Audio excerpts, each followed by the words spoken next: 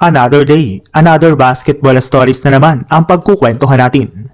At ngayon nga ay pag-uusapan natin ang balitang si Kenny Paul na nga pang Rookie of the Year ngayong season at ang balitang may magbabalik na nga po ngayon sa Los Angeles Lakers. Hindi lang naman nga po ang MVP race ang pinag-uusapan ngayon bago magtapos ang regular season. Bagkus trending rin naman nga po sa social media ang debate kung sino ang magiging Rookie of the Year ngayong season sa pagitan ni Kenny Paul at Cooper Flagg. Pero ayon na rin naman nga po sa pinakahuling inilabas na balita ng isang NBA insider, dahil nga po sa napakadaming history at record na nagawa ni Kenny Paul sa kanyang unang taon pa lang sa Hornets, ay inaasahan na nga po na siya nang makakakuha ngayon ng Rookie of the Year award.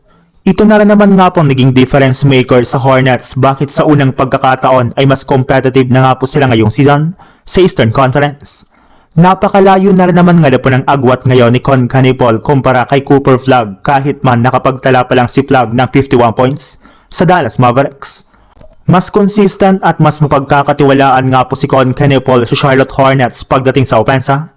Kaya kahit man nga po hindi pa tapos ang regular season ay alam na nga po agad natin kung sino ang tatanghalin bilang Rookie of the Year. Sa ibang balita naman, matapos nga po na matalo ang Lakers sa kanilang game noong nakarang araw laban sa OKC Thunder, ay dediretso na rin naman nga po sila sa lugar ng Dallas para kalabanin ng Mavericks. Bagamat man nga po hindi talaga naging magandang nangyari sa kanilang last game, ay kailangan na rin naman nga po nilang mag-move on at mag-focus na lang sa kanilang mga susunod na laban.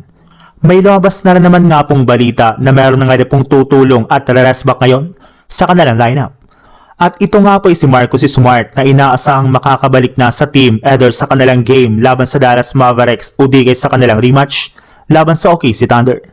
Kaya expected na nga po na mas mag-i-improve pang lalo ang depensa ngayon ng Lakers sa pagbabalik ni Smart. Mapagkakatiwalaan na rin naman nga po ang shooting at opensa nito kaya sigurado nga po na mas magiging maayos ang ipapakitang performance ng kanilang team sa mga susunod nilang laban sa kabila ng pagiging underman ngayong season ng kanilang lineup.